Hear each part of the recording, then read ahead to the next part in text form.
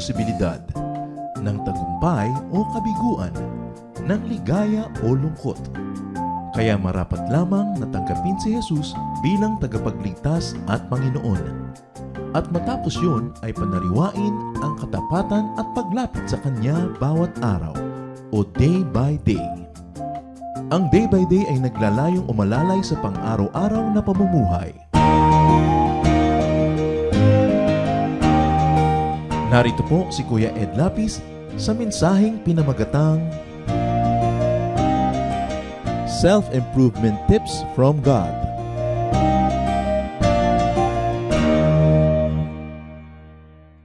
Genesis 4:1-5. Adam lay with his wife Eve, and she became pregnant and gave birth to Cain. And she said, "With the help of the Lord, I have brought forth a man." Later she gave birth to his brother Abel. Now Abel kept flocks, and Cain worked the soil. In the course of time, Cain brought some of the fruits of the soil as an offering to the Lord. But Abel brought fat portions from some of the firstborn of his flock. The Lord looked with favor on Abel and his offering, but on Cain and his offering he did not look with favor. So Cain was very angry, and his face was downcast. Isa sa mga mahihiwaga na mga kasaysayan sa Biblia.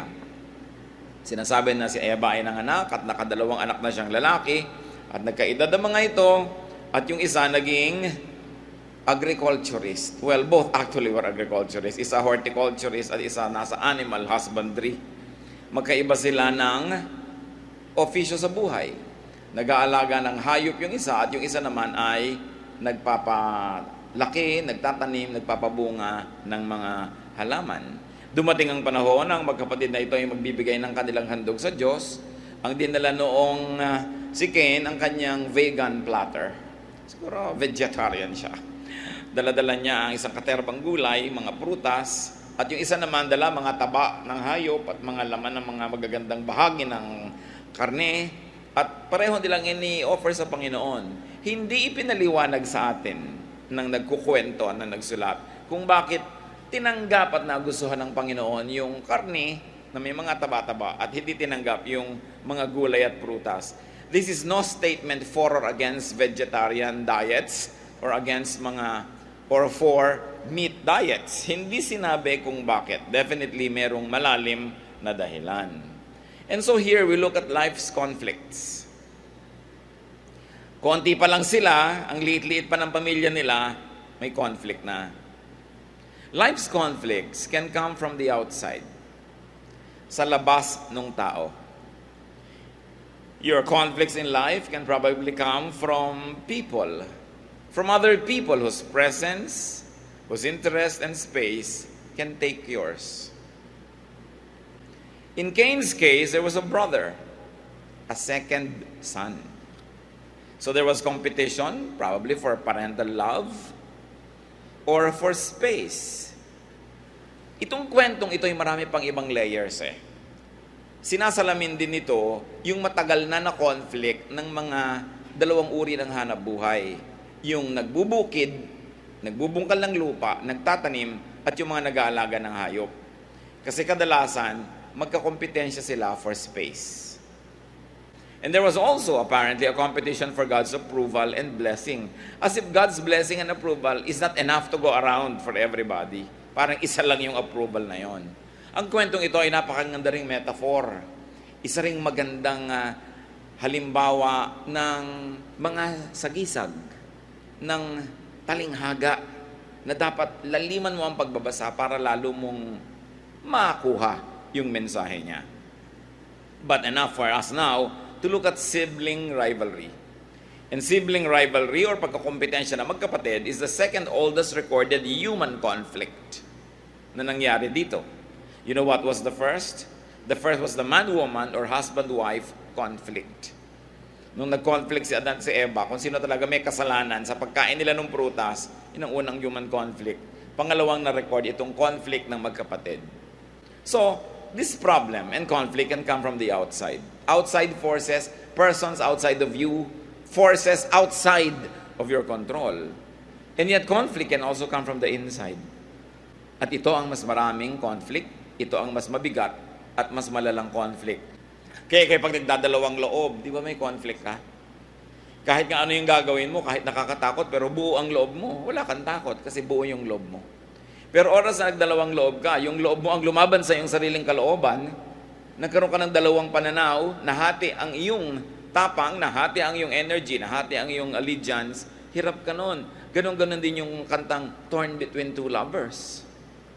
Nahati ang puso mo sa dalawa. Nahati ang oras mo between two people. Mahirap yung hati sa loob. At marami pong conflict, mga kapatid. Yun ang nature talaga. Galing sa loob, hindi galing sa labas. Conflict sa isip, conflict sa damdamin. Such conflicts can divide us. Now, nakita natin dito, Cain was very angry and his face was downcast. Yung nangyayari sa kanyang kalooban, nahati ang loob niya eh. Buong-buo siguro siyang nagdala ng kanyang offering, pero dahil sa nangyari, nahati ang kanyang loob. Dati siguro wala siyang selo sa kanyang kapatid, nahati ang loob niya. O dati nang may lamat yon, ngayon, lumaki na yung crack. Sobrang nahahati na siya. And his body language was revealing what was going on inside of him. And the body language of Cain was telling everyone that something was wrong inside of him. His feelings, of course, was not nice. And feelings can come from the inside to outside. Kasi ang nararamdaman sa loob, inilalabas ng tao. Kaya nga sabi diba, uy, may tagyawat ka, meron kang hindi maibulalas na pag-ibig. May katotohanan, kasi kung minsan kung umiibig ka, at hindi mo maibulalas, hindi mo masabi, hindi mo maipahayag, napupuyat ka, napapabayaan mo ang sarili mo, nasisira yung body chemistry mo, nakakapimple ka tuloy. Pwedeng mangyari yun. Kaya pag ang ganda-ganda ng babae, sabi mo, ay, naku, mabutik malaga ang asawa mo, no? Kadalasan ganun, 99%. Pag ang ganda-ganda ng babae, magaling magdala yung lalaki. O kaya, hindi kumukontrang laging nasa parlor yung babae. Pero, yung babae, pagka pumapangit siya, kadalasan yung lalaki ang dahilan. No? Bihira yung nanay na pumapangit dahil sa may problema sa anak. Kadalasan, problema sa asawa. Kasi yung nararamdaman ng babae, lalabas sa mukha niya. Natural. It's from the inside to outside, but it's also from the outside to the inside. Ano yon? Nagluto ka, nakangiti ka, ang sarap-sarap ng tingin mo sa niluto mo. Yung mga kumain, hindi nasarapan. Yung ginawa nilang reaction sa pagkain mo, nangyari sa labas mo, di ba? Pero papasok ulit sa'yo yon, lulungkot ka, mawawalan ka ng gana. Meron pa, magdadabog na. O kaya masisira na yung araw nila. O sabi na, next time din ako magluluto. Yung buong next week, buong next month, maiiba dahil sa naramdaman. In other words, mga kapatid, we interact with the rest of creation. You have a feeling, you express it. But as you express it, somebody picks up that expression and affects his feeling also. Kaya yung sa kalungkutan, sa kaligayahan, words that people say, their gestures, events that happen, can affect us inside. We are not living by ourselves. We are interacting with creation every time and all the time, kahit tayo natutulog. Kaya ang napakahalaga, nagkakaroon ka ng damdamin para sa iba, lalo sa iyong kapwa-tao. So masama ang mukha nitong si Cain, nakasimangot siya, at napansin niyo ng Diyos. Genesis 4:6-7. Then the Lord said to Cain, "Why are you angry? Why is your face downcast? If you do what is right, will you not be accepted? But if you do not do what is right, sin is crouching at your door. It desires to have you, but you must master it." Sa interplay ng words na ito, magkakaroon po tayo ng clue kung ano talaga nangyari. Sabi ng Panginoon kay Cain, bakit ka galit? Bakit namumaga ang mukha mo sa paninimangot dyan? Kung tama ang gagawin mo, matatanggap ka. Magiging katanggap-tanggap ka. You will be accepted. Pero pag hindi tama ang ginawa mo, ayan, naghihintay ang kasalanan sa labas ng pinto mo, oras sa pinagbuksan mo, sasakmalin ka niya, dadakmain ka niya. It desires to have you, but you must master it. In other words, sa takbo ng pananalita na ito ng Panginoon, hindi pa nagaganap yung tunay na acceptance or rejection. Kasi sabi, if you do what is right, will you not be accepted? In other words, hindi pa talaga nare-reject. Let's take a look at conflict resolution according to God and try to unlock the mystery of this difficult to understand story. Ang itinuturo ng Panginoon kay Cain, why don't you question and test and challenge your thoughts and feelings? Sabi niya, why are you angry? Ano kinakagalit mo? Kututsan, hindi niyo po tinanggap ang aking offering. O ano ngayon ang problema mo kung hindi ko tinanggap? Kung ba hindi ko tinanggap, sinabi ko mamamatay ka na, magkakasakit ka na, mawawala ka na ng lupa, hindi na ka makapagtanim. Ba't mo pinoproblema? Why are you angry? Why is your face downcast? Because you were rejected? And if ever there was a rejection that happened already, the question should be, why were you rejected? So, kasi po nireject niyo ako. Okay, let's say nireject kita. Bakit kita nireject? Ba't hindi mo isipin? Ang iniisip mo lang, nireject kita. Ibig sabihin, ang sinisisi mo yung nasa labas para dyan sa nadarama mo sa iyong loob. Ba't hindi mo tanungin ang loob mo, ano kaya ang nasa loob ko na kasama nung gift ko, na nai-express nung gift ko, tuloy hindi tinanggap? Bakit outside person, outside personality, outside force, agad, ang sisisihin mo, hindi mo malang tingnan, ano kaya ang kasalanan ko, anong pagkakamali ko, anong pagkukulang ko. At yun ang pinakamagandang word dyan sa Tagalog, pagkukulang. Kasi yung word na sin, kasalanan, laging iniisip natin paggawa ng mali, paggawa ng masama. Ang root word ng sala, yung ginagamit na Tagalog sa Southern Tagalog, sa Laguna, sa Quezon, sa Cavite, sa Batangas, pag may binatok ang prutas, hindi tumama, ay sumala. You hit the mark. So yung pagkakasala is not only doing something bad, but not doing enough good that you hit the mark, that you don't hit the mark, that you do not succeed in your endeavor. Yun ang isa ring uri ng pagkakasala. At sinabi ng Panginoon, bakit? Sabi ko doon, itong pagkakasala naghihintay lang sa'yo. Read pagkakasala also as failure, hitting the mark. Sabi, failure is waiting for you if you will allow it to happen. But why will you? So challenge your inner thoughts and feelings rather than outer elements. You act, your surroundings react. Kung minsan nagtataka ka, ba't kaya pag ako nagsasalita, walang nakikinig? Kung hindi ka nagsusuri sa sarili, sisisihin mo agad sila. Suplado yung mga yan. Ayaw makinig. Mga rude yung mga yan. Pero isipin mo, ano kaya ang problema ko? Ano yung pagkakasala ko? Saan ako hindi nagtatagumpay? What am I not hitting? Do I use interesting words? Is my facial expression interesting? Yung topic ko ba may katuturan? Yung timing ko ba maganda? Yung sense of proportion ko ba maganda? Baka may kwentong paraso lang ako ikukwento. Ang haba ng pagkakakwento ko, nagsawa na yung nakinig. Ba't sila hindi nakikinig sa akin? Ang careless person, sisisihin niya agad yung iba. Pero tatanungin ka ng Panginoon, why are you downcast? Why are you angry?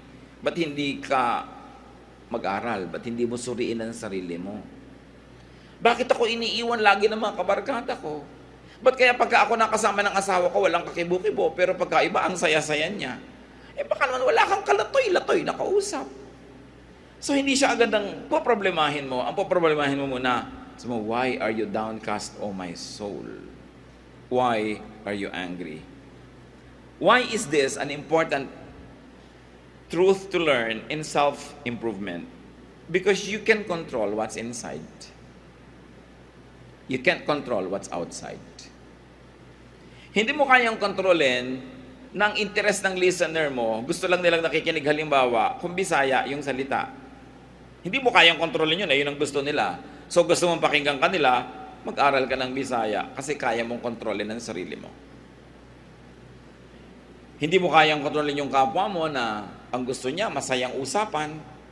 Yun ang gusto niya . Gusto mo siyang kausap, sayahan mo ang sarili mo. Hindi mo siya pwedeng papagbaguhin para makinig siya sa'yo. Ikaw ang magbago para pakinggan ka kasi mas madaling kontrolin ang sarili kaysa kapwa-tao. Laging matraffic. Kaya mo bang kontrolin yun? Merong 11 million Filipinos sa Metro Manila. So, ang pwede mong kontrolin yung sarili mo. Naiinis ka, turuan mo sarili mo wag mainis. Magdala ka ng mababasa, magganchilyo ka, kung ano gusto mong gawin mo. Magdala ka ng portable piano, magpiano ka habang naiinip ka sa bus. May pwede kang gawin kasi yung sarili mo kaya mong kontrolin, yung labas, hindi. Ang init-init, reklamo ka ng reklamo, kaya mo bang palitan yan? Diba? Di palitan mo, iniisip mo, sabi mo, ay sarap, hindi ako nagbayad, pinawisan ako, para ako nag-sauna, nakatipid ako. In other words, you can control what's inside of you. At yun ay tinuturo ng Lord kay Cain. Bakit ka ganyan? Hindi ko tinanggap yung offering mo. Bakit ka nagdadabog? Ba't hindi mo isipin kung anong pwede mong gawin para matanggap yan next time? Sinisisi mo lagi ang lahat. Hindi ka pumasa sa exam, entrance exam. Ang sisisihin mo yung tanong. Ang sisisihin mo yung professor. Ang sisisihin mo kung ano-ano. Ba't di mo sabihin sa sarili mong, ay, dapat na pag-aralan ko yun. Pag-aaralan ko para next time, kung itinanong uli, masagot ko naman. Challenging outsiders will only harden your self-justification. Pag ang lagi mong kinu-question, ang lagi mong gustong pagbaguhin, yung nasa labas. Halimbawa, ugali ng kapwa mo, ginagawa ng kapwa mo. Pag laging ganun yon, lalo kang maniniwalang tama ka nga. And you will harden in your position that you are right and the others are wrong. If you always challenge them, when you can first challenge yourself. So ano ang pangalawang counsel ng Diyos kay Cain? Sabi niya, do what is right and you will be accepted. If P, then Q. If you did A, then you will be accepted. If you did B, you will not be accepted. Itong sinasabi ko kanina mga kapatid na hindi pa naman pala buong nire-reject. Ni-reject sa biglang tingin yung offering. Pero hindi talaga yun ang test. Inilagay lang yung test doon. Ang tunay na test, anong gagawin ngayon ni Cain sa rejection na nangyari? Doon siya tinetest. Hindi sa ire-reject kita or not. Re-rejectin kita din, titingnan ko kung anong gagawin mo. Kaya ang sabi ng Panginoon, bakit? Kung hindi pa pag ginawa mo tama, matatanggap ka rin. At ano ang tama? Di magtanong ka, Lord, ano po bang gusto niyong offering ko next time? Di matatanggap ka next time. O mag-iisip ako, baka kulang yung prutas na binigay ko. O baka yung bulok-bulok ang inilagay ko, baka dinaya ko ang offering. So, pagtatanong ka, sabi ng Lord, if you did what is right, you will be accepted. So, may chance ka pang gumawa. Hindi pa talaga yung rejection yung issue, kundi ano ang reaction mo sa rejection na yan. Kaya mga kapatid, halimbawa kayo, ang tingin nyo, hindi kayo pagpaborito ng magulang nyo. Di akala nyo, yun na yung rejection. Eto ngayon ang mahalaga. O ano ngayon ang gagawin nyo na naisip nyo hindi kayo paborito? Maninimangot kayo, magagalit kayo. Matutuloy na talaga na hindi kayo maging paborito. Mare-reject ka na nga. Pero kung sabi mo, bakit kaya paborito si ate? Kasi masunurin. Kasi thoughtful. Kasi kahit konti lang nag-uuwi ng pasalubong. O kaya magaan ang katawan, masipag. Gusto kong maging paborito rin ako. Yun ang gagawin ko. Sabi, if you do what is right, you will be accepted. Kahit initially you are not accepted. Kaya kahit sa mga job applicants, nag-apply ka, hindi ka nagustuhan, paano naman ang dumating ka hindi ka makilala kung tao ka o bagay. Sabi mo, teka, na-reject ako. Uulitin ko, aayusin kong sarili ko, babalik ako, tapos na-accept ka na. Because you do what is right. Maraming chances. Yung mga nanliligaw, lahat ng niligawan nyo, no ang sagot. Tapos magagalit ka, magiging woman hater ka, for instance. Di mag-aral ka, ba't kaya ako na-reject? Ano kaya ang problema sa akin? Is it bad breath? O ano kaya ang style ko? Malakas ba yung dating ko? Then maitatama mo, and next time you'll be accepted. The Lord was teaching him, if you do what is right, you'll be accepted.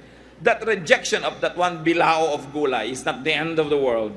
Do what is right, and next time you will be accepted. At pag na-apply po natin yan mga kapatid, yan pa lang sa human relationship natin, you will have a spirit of victory. That you will not take one failure or one rejection as the end of the world, but you'll learn from it, build upon it, improve yourself, and then next time, masasabi mo, I will win. I will have it. The initial rejection of Cain's offering was only the context of the test. How he would react, what he would do, was the real test. And the real test was going to happen pa. Alam niyo yung kwento, di ba? Hindi pa siya nag-fail up to now. Kaya ang sabi ni Lord, Nag-aabang yung kasalanan, yung pagkukulang, yung pagkakamali, nag-aabang, inaantay ka, mag-ingat ka. So, hindi pa nangyayari yung pagkakamali. Yung paninimangot niya, hindi pa yun. Yun ay pwede pang ituwid at pwede pang iwasan yung mas malaking pagkakamali. God's advice, think right. Do right. Mag-isip ka ng tama at sigurado ang gagawin mo tama. Baligtarin mo yon, mag-isip ka ng mali, sigurado ang gagawin mo mali. So do wrong. And doing wrong would open the door to sin, which is crouching at the door. Hindi yung sin ang magpapabagsak sa kanya. Dahil bumagsak na siya, kaya siya ngayon kukubabawan ng sin o failure. It's not failure that will make him fall. It is when he falls that failure will step on him and win. Sin is not hitting the mark or failing to hit the right mark. At sabi ni Lord, sin desires to have you, but you must master it. Pwede mong pagtagumbayan, pwede kang manalo. Failure likes to have you, but you must succeed. You must not allow it to win. So how to master sin? How to win over failure? Think right. Sabi niya, if you do what is good, you will be accepted. At ito ay echoed by Romans 12:2. Be transformed by the renewing of your mind. Then you will be able to test and approve what God's will is. His good, pleasing, and perfect will. Sabi ganun, kailangan magbago ka. Paano ka magbabago? Baguhin mo ang pag-iisip mo. Baguhin mo ang isip mo. Pagka ikaw ay na-reject, tendency mo agad gumante, ibahin mo ang pag-iisip. Ibahin mo ang style. In all areas of your life where you fail, yung nagkakasala ka, hindi ka tumatama doon sa gitna, hindi mo nabubullseye, doon ka nagkakamali, doon ka nagkukulang, palitan mo ang pag-iisip. Sasabihin ng iba, alam mo naman yan, malas sa negosyo. Malas o hindi nagbabago ng pag-iisip.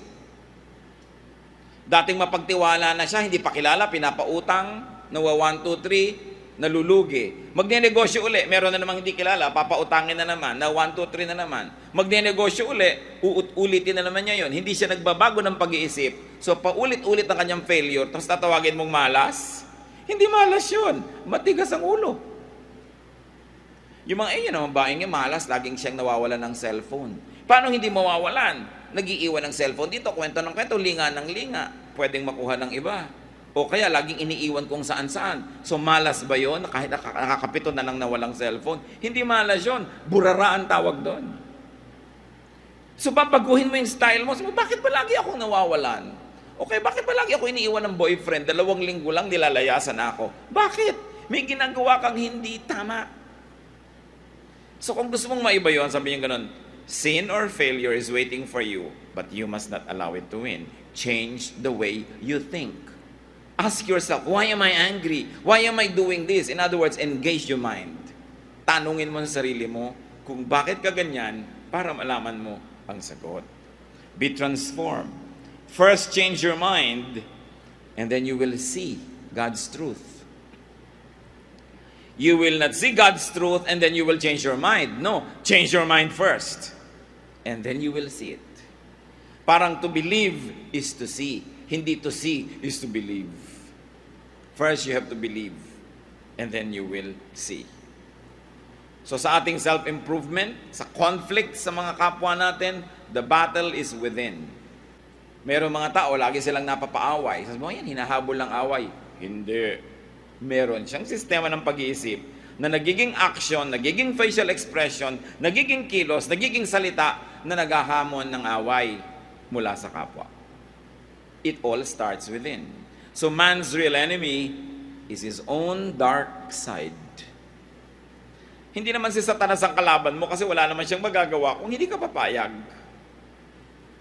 Ang tunay na kalaban ng tao, yung munting madilim na espiritu na nandun din sa kanyang kalooban. The real enemy of man is his own weakness. Kaya pagka natalo mo yung sarili mong pagkukulang at kahinaan, magtatagumpay ka, saan ka man mapunta. Sin is outside the door. It could have only those who open the door and go out. So, failure wins over those who allow it to win. 1 Peter 5:8, the devil prowls around like a roaring lion looking for someone to devour. This can be the personal devil, but this could also be the spirit of the devil, or this could be the spirit of failure that always seeks its own victim. You have to allow it to victimize you. Victims react, victors act. So iniisip mo, I will act. I will not only react. Ako magsisimula. Hindi ako lagi lang magre-react sa mga ginagawa ng mga tao sa akin. I will initiate it. Binabastos nila ako lagi. Alam nga namang lagi nila akong aalis, mapapahiya, magiging defensive. No.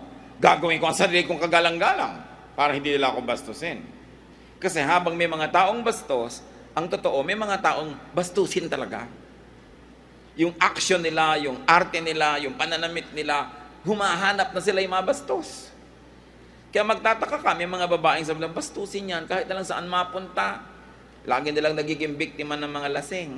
Lagi na lamang siya ay na babastos, nasisipulan, nagaganito. Titingnan mo, meron bang ganon? Kahit nga lasing, tumitino, pagka ang kasalubong, matino So titingnan mo, what is in me that attracts all of this? I will stop blaming the world and I will look into self-improvement, learn from Cain and God's advice to him.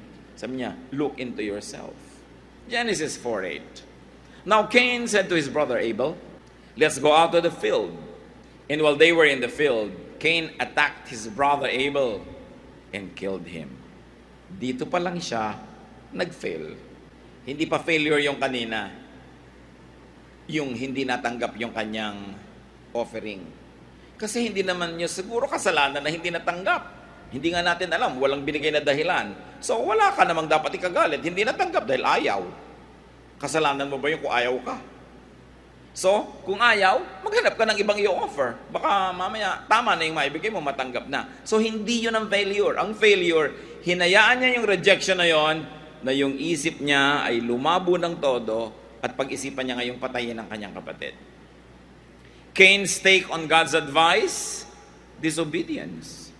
Sabi nilang Lord, do what is good and you will be accepted. What did Cain do? He did exactly the opposite. He did what was bad. Ngayon pa lang siya na-reject. Hindi pa kanina. Test pa lang yung kanina. Kaya sabi ng Panginoon, if you do what is good, will you not be accepted? But why did he do it? Because he thought of it. He thinks, therefore he acts. You're here because you thought that you would come here. Maybe nung isang linggo pa, maybe kanina lang, maybe nayaya ka, ayaw mo, pero pumayag ka rin, kaya ka nandyan, inisip mo rin. Nandyan ka kasi, inisip mo. So ganyan ka, kasi inisip mo yan. Whether or not sinadya mo yan o hindi, pumayag kang maging ganyan. Kaya ang pagbabago ng sitwasyon sa buhay, pagbabago muna ng paraan ng pag-iisip. Cain did not make a better product, a better offering. So what did he do? He killed the competitor. That's the cheap way.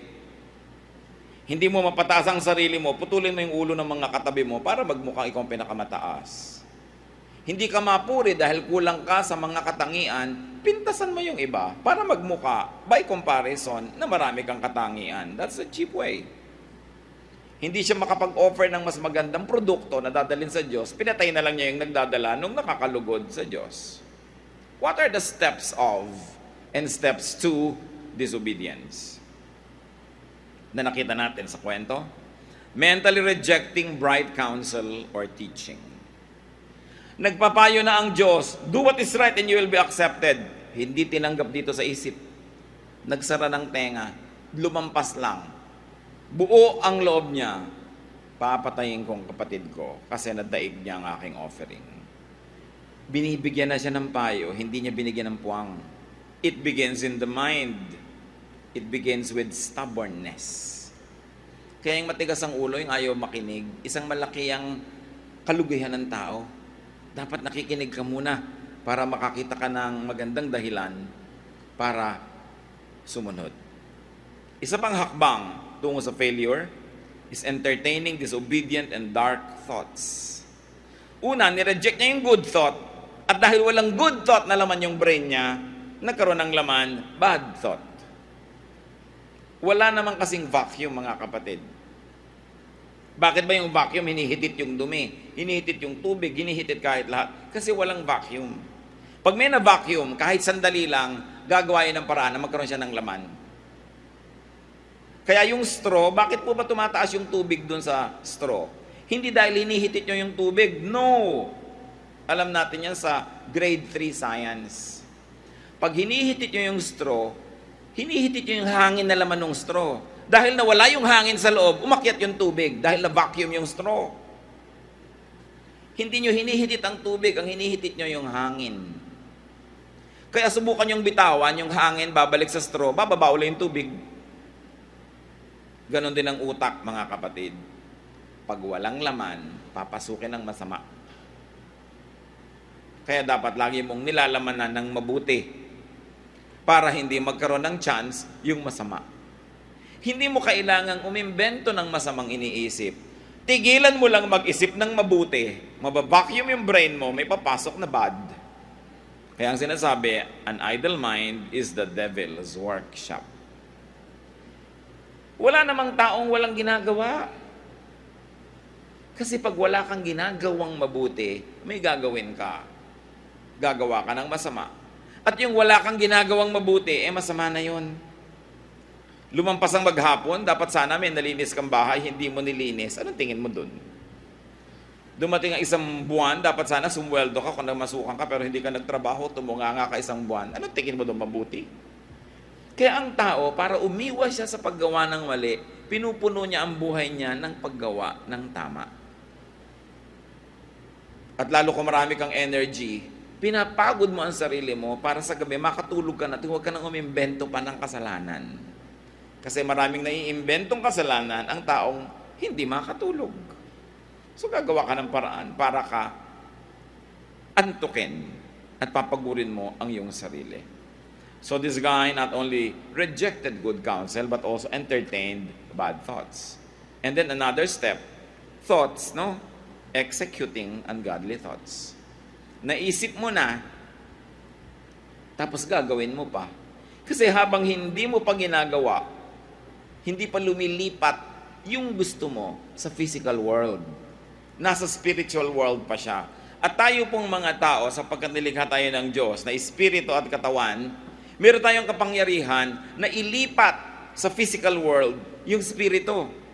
Halimbawa, spirito, nagagalit ako sa iyo, gusto kitang suntukin. Sinuntok nga kita, lumipat sa physical world yung suntok. Pero nung hindi pa kita sinusuntok, nasa spiritual world pa lang yun, idea pa lang. Pero pag pinayagan ko na yung spirito na yon gamitin ang aking katawan at gawing totoo sa physical world, yung ideya, lumilipat. Kaya mahalaga yung pagkontrol natin sa ating sarili.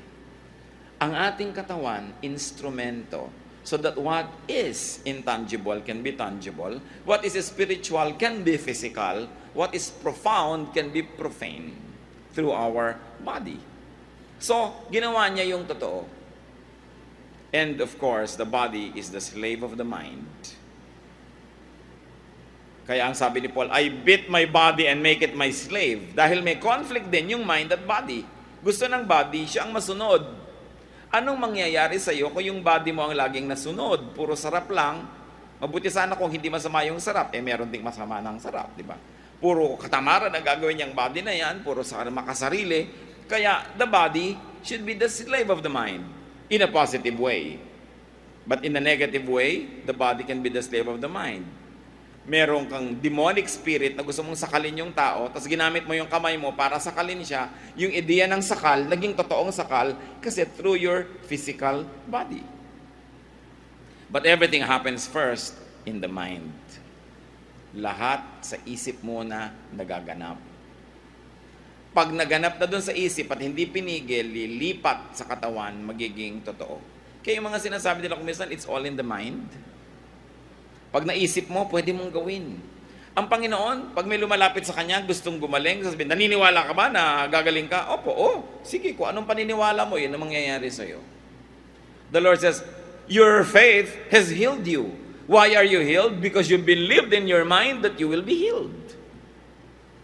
Hindi naman ko nahipon nila si Jesus, gumaling eh. Kasi ang dami-dami ang humihipo sa kanya, yung isang babae lang na dinudugo ang gumaling, yung iba hindi. Kasi siya lang yung naniniwalang gagaling siya. Pag naniniwala ka, mangyayari.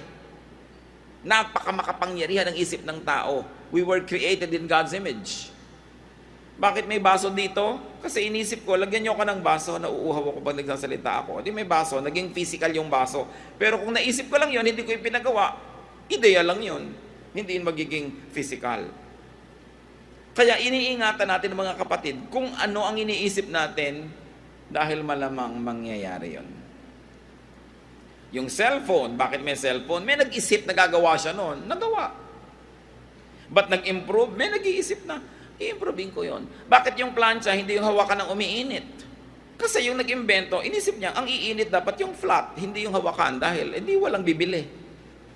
Gusto niyo bang bumili ng planchang hawakan ng umiinit? O helicopter na yung katawan ng umiikot, hindi yung LEC? Para kang pumasok sa blender no paglabas mo. Kaya ang umiikot yung taas, hindi yung baba. Kasi iniisip nung nag-isip. Yung mga nag-iisip na may grado ang salamin, yung kotse nila may grado na ba yung salamin? Sinong sasakay doon? Di siya lang. So, pag inisip mo, mangyayari. Lahat ng nasa paligid natin kasi inisip. Paano ngayon tayo mag-isip? Kasi yung pag-iisip natin ang uma-attract ng mga negative and positive things. The human mind is the biggest battlefield. Diyan ang pinakamalalaking giyera nangyayari. Diyan ang mga tunggalian, ang mga contest ng mabuti at masama, ng mabuti, ng mas mabuti at ng pinakamabuti. And do you think it's good to choose good? No. It's not good to choose good when you can choose better or when you can choose best.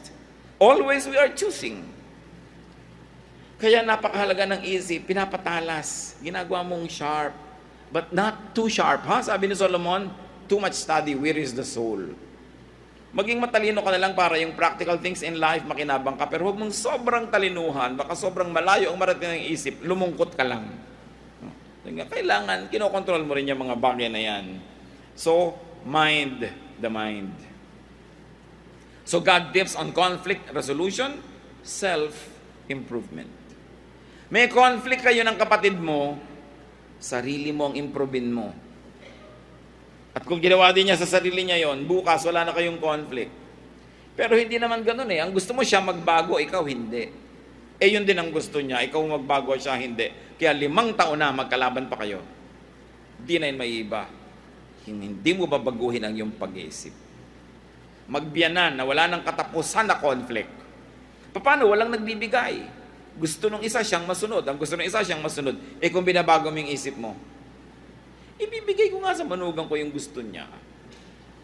Na pagka sila mag-asawa, ay nananahimik sa kwarto nila, ilalabas na ako, hindi na ako doon makikipanood sa TV at nakasiksik pa ako sa kanila. No? Ibibigay ko sa kanila yung space nila.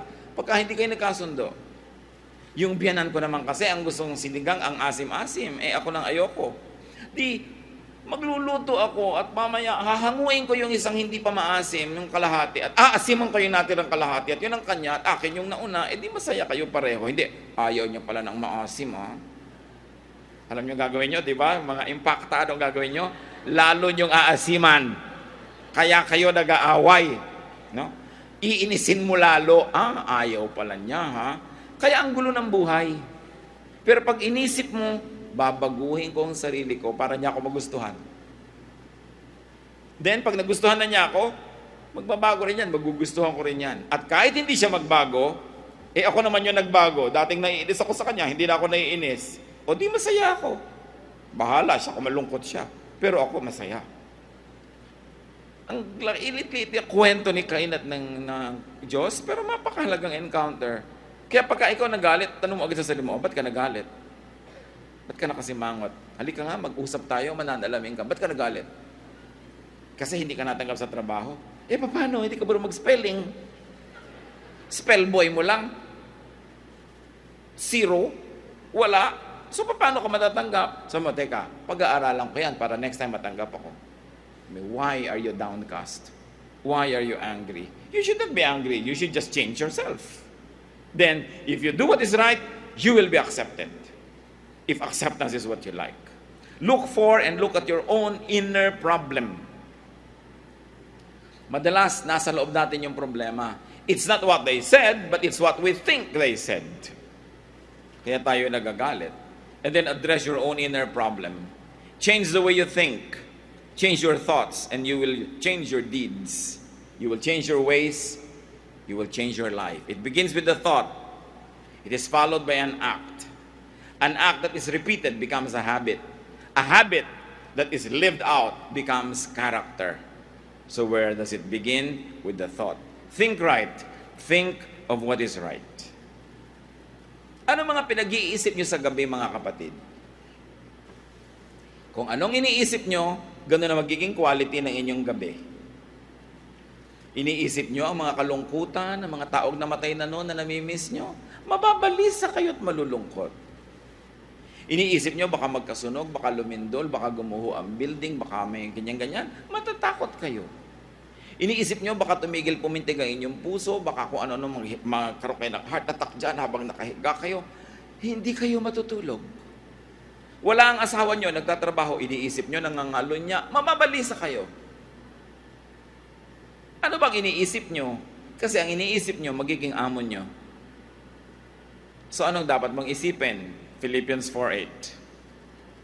Finally, my friends, keep your minds on what is true, what is pure, what is right, holy, friendly, and proper. Don't ever stop thinking about what is truly worthwhile and worthy of praise. Sabi, think of what is good.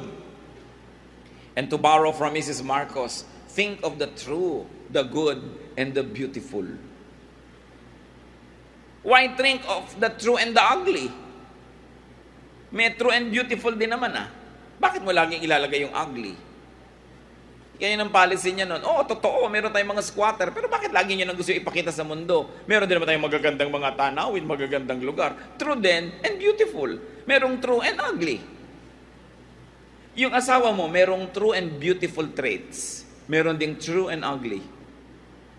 Ang anak mo, may true and beautiful ugali, may true and ugly din. Pag inisip mo yung ugly, magagalit ka sa kanya, malulungkot ka. Pag inisip mo yung beautiful, sasaya ka, mamamahal mo siya. It's what you think of. Iniisip mo, ano kaya mangyayari sa akin pag namatay ako? Saan ako talaga pupunta? Ano kaya ang suot ko? May pakpak ba ako o wala? Ganyan-ganyan. Bakit mo iniisip yun Kahit mag-isay ka dyan, hindi mo naman malalaman hanggang wala ka pa doon. So huwag mo nalang isipin kasi hindi mo rin naman malalaman. Natatakot ka lang, napapagod ka lang, nagiging concern ka. Anong laman ng utak mo? Palayasin mo yung hindi makakapagpatulog sa'yo, punuin mo yung utak mo ng maganda, mabuti, masaya. Pag magtatrabaho ka, doon mo punuin yung utak mo ng problema kasi magtatrabaho ka para hanapin yung solution. Pero kung matutulog ka na, hindi yon. Yung matutulog ka tapos manonood kang horror, naghahanap ka talaga ng sakit ng katawan yan. Diba? Yung matutulog na lang, magbabasa ka ng mga global warming, yung mga matutunaw na ang mga yelo, kung ano na nangyayari, nauubos na ang oxygen sa planeta. Nagsisikap ang dibdib mo, samantala ang dami paghangin. Kasi isip mo yun So, close your eyes and think of nice things. Think of God. Sabi ni David, in my bed I think of you, O God, and I praise you through the watches of the night. So you think of what God does and how beautiful God is, and you think of our future with God, and you think of the past blessings that God has given you. It's a matter of discipline. You decide what you think of. Yung mga mapag-alala, ang saya sa inyo, nagpa-party kayo, biglang makikita mo yung nanay mo, Nay, bakit? Naalala ko kasing kapatid mo. Huwag nyo na siyang alalahanin ngayon. Nagpa-party tayo ngayon Diba? Kasi pagka iniisip nyo siya, mababaliwala lahat ng ginagawa natin. Malulungkot lang pala tayo, nagkagastos pa tayo. So, kontrolin yung isip nyo kung saan nagpupunta. Lalo't wala namang kayong magagawa. At ini-imagine nyo lang ang problema nyo. Alam nyo mga anak, mga young people, ang mga imagination ng magulang, very rich. Pag hindi ka pa umuuwi, naisip na niya, baka ka na-rape, baka may pumatay sa'yo, hinulog ka sa kanal, tinakpan ka sa imbornal, tinadtad ka, kung ano nung pinagagawa sa'yo. Yung pala, nag-mall ka lang. Pag natanong ka pag uwi mo, nag-aalala ko, ba't kayo nag-aalala? Para yun lang. You have no idea what imagination can do. Kaya mga magulang din naman, don't imagine too much. Diba? Lalo't wala ka naman talagang alam. Buti nga ngayon may mga cellphone na natitrace mo. Kaya lang yung mga anak na ayaw sumagot sa magulang, low-bat. Ayaw malaman kung nasa sila, low-bat. Pag boyfriend tumatawag, ang daming bat. No? Kasi dala yung baterya ng kotse. Dahil baka tumawag ang boyfriend. Pero pag nanay, low-bat. But we have choices. By now, mga kapatid, nakikita natin, think and dwell on what is true and good, what is truthful, what is beautiful and edifying. Not the untrue or the bad or the ugly. Discipline your mind. Cain did not listen to God. He continued to entertain a bad thought, and the bad thought turned into a bad action. So when you assess yourself, be objective. Proverbs 21:2, all a man's ways seem right to him, but the Lord weighs the heart. Sabi niya naman ang natural ang tao iniisip, laging siya ang tama. Natural, kaya may dalawang nag-away. Makikipag-away ba kayo kung iniisip nyo mali kayo? Hindi, iniisip nyo tama kayo. Pero tandaan nyo, mas galit yung kalaban nyo, mas maisip nyo, convinced din siya kasi na siya yung tama, kayo yung mali. So, kailan matatapos yung away nyo? Pareho naman kayo, nag-iisip na pareho kayong tama. So, kailangan ng pagpapalit ng pag-iisip. Take godly, and very especially, take dissenting counsel. Pag tayo nalilito, makinig tayo sa makadyos na payo. At makinig tayo doon sa payo na kabaligtaran ng gusto natin. Yung iba kasi, Pastor, gusto nang magpapayo. Gusto mo magpapayo o humahanap ka lang ng kakampi? Maraming ganun Ikukwento sa yung buhay niya para kampihan mo siya laban sa kanyang biyanano, asawa o whoever. Pero hindi naman siya pumunta para hingin yung counsel mo. Kasi pag may sinasabi ka na baligtad sa gusto niya mangyari, naninimangot na, formal na, uuwi na po ako, nagmamadali ako bigla. Kasi yung nadidinig niya, hindi yun ang gusto niya madinig. Pero alam niyo mga kapatid, napakahalagang makarinig tayo ng baligtad sa gusto nating marinig. Baka yun na ang bibig ng Diyos na nagsasabi sa inyong, mali ka. Makinig kayo. Bago nyo tanggihan, pakinggan nyo muna. Suriin, pag-aralan. At kung talagang dapat tanggihan, tsaka nyo nalang tanggihan. Pero huwag yung tanggihan agad dahil hindi yun ang gusto nyong marinig. Kasi pagka yung hindi natin gustong marinig, hindi natin pinakinggan, hindi na tayo maitutuwid kahit kailan. Willing ka dapat to be corrected. Ang isang great blessing, Psalm 1:1, blessed is the man who does not walk in the counsel of the wicked, or stand in the way of sinners, or sit in the seat of mockers. In another way of saying, blessed is the man who does not walk in his own counsel. Kasi madalas yung ating personal counsel ang wicked because we justify only ourselves and we're interested only to put forward our own selfish agenda. Steps to doing right and self-improvement? Well, do right. Alam naman natin yung tama. Bihirang tao ang hindi alam ang tama. Pinipili lang natin kung minsan gawin yung mali pa rin. 1 Peter 3:11, 12, and 14. Do good, for the eyes of the Lord are on the righteous, and His ears are attentive to their prayer. Even if you should suffer for what is right, you are blessed. So do good. Nagdusa ka sa paggawa ng tama, blessing pa rin yan, kesa sa nag-enjoy ka sa paggawa ng mali. At the end of the day, may Diyos na nakakaalam kung ang ginawa mo ay tama o mali. Sabi, even if you have to suffer for doing right, choose doing right. At least kakampi mo ang Diyos kahit nagdusa ka. Si Jesus din naman nagdusa. Napakahirap yung nag-e-enjoy ka sa alam mong mali, alam mong nakaw, alam mong hindi sa'yo, tapos ine-enjoy mo kasi merong katarungan ng Diyos. Who could be your Abel? May Abel ba kayo sa buhay na competitor? Kumisang kapatid yun Kumisang pinsan, kumisang office mate. Kung sino man yun. Meron ba kayong kinakainggitan dyan? Meron ba kayong nafe-feel na dapat ako yung nanalo, siya ang nanalo? Dapat ako yung bida dito, siya yung nagiging bida? Meron ba kayong Abel sa buhay? Kung meron, kaya tayo pinadala ng Diyos dito, para wag yung patayin. At maraming paraan ng pagpatay ng mga Abel, isa lang yung pinaka-cheap, yung pinatay mo, sinaksak mo, pinukpok mo. Pero maraming sophisticated ways to kill a person. Sinisiraan mo ng puri, chinichismis mo, pinufrustrate mo yung kanyang mga moves and plans, gumagawa ka ng paraan para siya mabigo, para siya lumungkot, killing din yun. And the Bible says, do not kill. Makinig kayo kung meron kayong Abel, hindi aksidenteng narito tayo. We must change the way we think. Kung si Abel nyo ang laging nananalo, gandahan nyo ang inyong produkto para next time yun ang matanggap. Kung siya ang laging paborito, baguhin nyo ugali nyo para maging paborito rin kayo. Kung siya ang laging napupuri, napopromote, may dahilan yun. Hanapin nyo yun, gusto nyo rin ma-promote. Ang laki ng mundo, pwedeng ma-promote lahat. Katulad ng approval ng Diyos, ang laki-laki, pwedeng lahat ma-approve. So sometimes we are not approved of because of the spirit of our gift, because of our motives, because of our hidden agenda. Now, what could be your vegan platter? Not that vegan is inferior. Nagkataon lang ito. Pero ano kaya ang pinuproduce nyo na hindi mabili?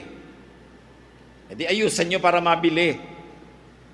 Kung minsan pareho kayo nagtitinda, laging mabili yung kapitbahay mo, naiinggit ka. Mo aswang yan, atay ng tao, iniluluto niya, kaya masarap. Di ba yung inggit na inggit ka sa kanyang style, sisiraan mo na siya. Sa laula yan, ganyan-ganyan. Maraming chemical ang tinda niyan, etc. etc. Kung meron kang product na hindi mabili, huwag mo siraan yung product ng iba, gandahan mo yung product mo. Sa lahat ng test, ikaw itong bumabagsak, yung iba pumapasa, mag-aral ka. O baka dapat ibang test ang kinukuha mo.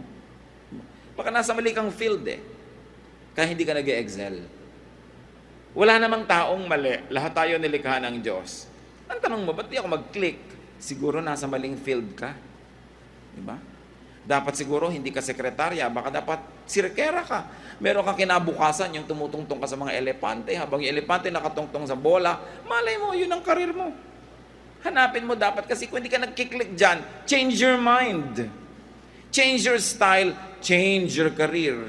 If it is not making you blossom, parang bulaklak ka, lagi ka nalang looy, paano naman? Water lily ka pala, tapos nakatanim ka sa buhangin sa disyerto, maluluoy ka nga. Dapat cactus ka.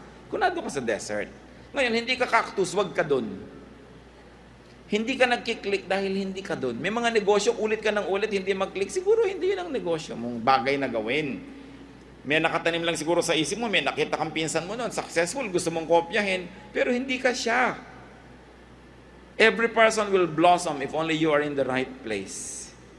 Because God created you wonderfully and fearfully. Hindi tayo nilikha ng Diyos para maging bigo. Nilikha tayo ng Diyos para maging matagumpay. Pero dapat igalang mo kung ano yung likas sa'yo, kung ano yung hiyang sa'yo, dahil doon ka talaga magtatagumpay. Kaya mga magulang, hindi rin natin pinipilit yung mga anak natin maging engineer kung ayaw ng math. Hindi mo pinipilit na maging ganito kung ayaw ng ganon kasi mayroong likas. At dun sa likas, dun ka malamang na magkatagumpay. So, tanong pa natin, how do you feel?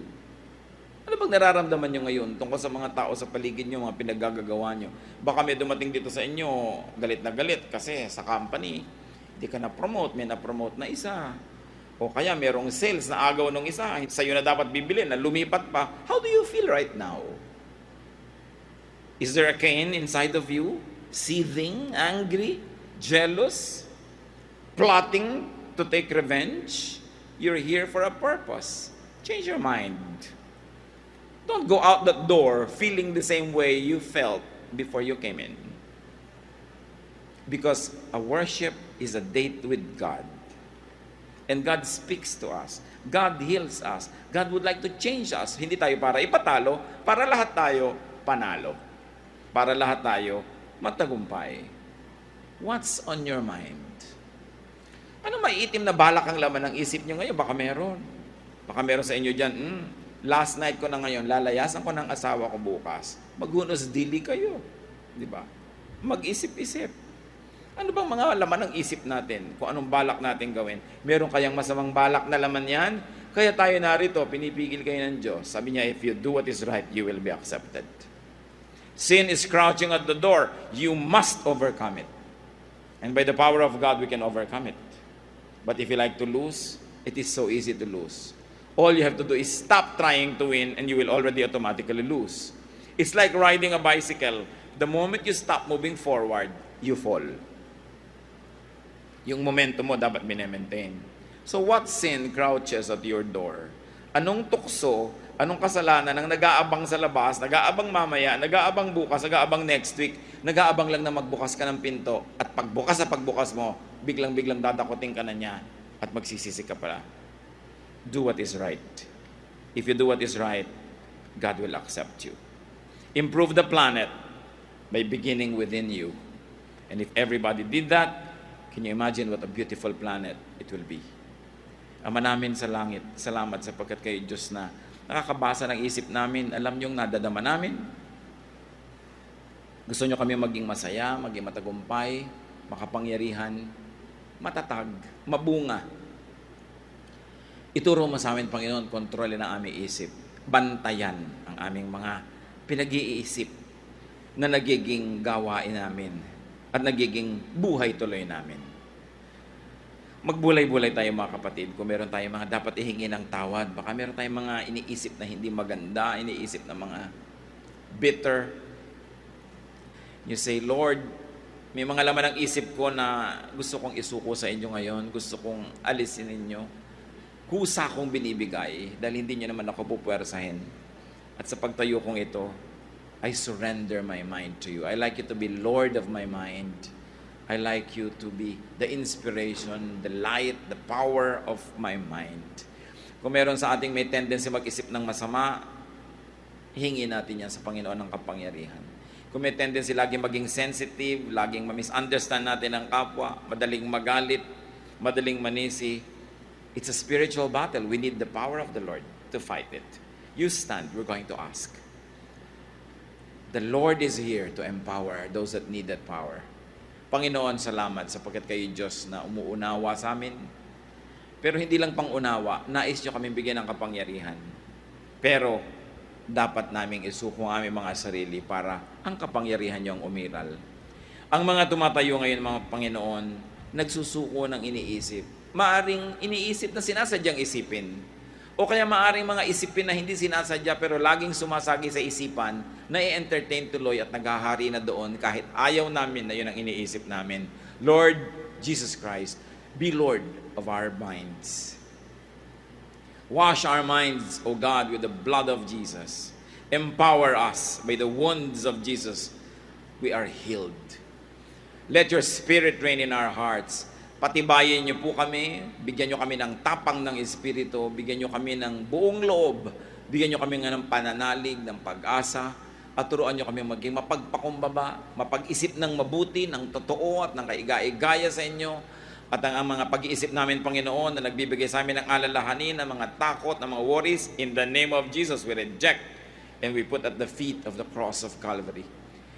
We ask you, Lord, to take over our minds because it is our mind that should be your kingdom. We enthrone you, Father, in our minds so that what is good, what is godly may come from within and go out through our body and be our world and our environment. Nawa, Panginoon, ang isinusuko namin mga isipin sa iyo ngayon, kunin nyo, palitan nyo, Panginoon, ng godly thoughts, palitan nyo ng kapayapaan, ng katahimikan, ng kagalakan. Magsiupo kayo mga kapatid at patuloy tayo sa Espiritu ng panalangin. Let's remain silent for a while and let the Spirit touch each one. Magpahipo tayo sa Espiritu at hayaan nating siya ang magbulong sa atin ng mga dapat nating baguhin sa paraan ng ating pag-iisip. At sa mga magagandang paraan ng pag-iisip natin, magpasalamat tayo sa Diyos at improvein pa natin ito because we change from glory to glory.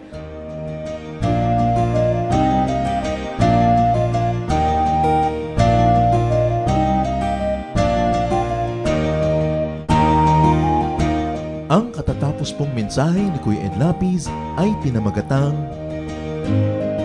Self-Improvement Tips from God.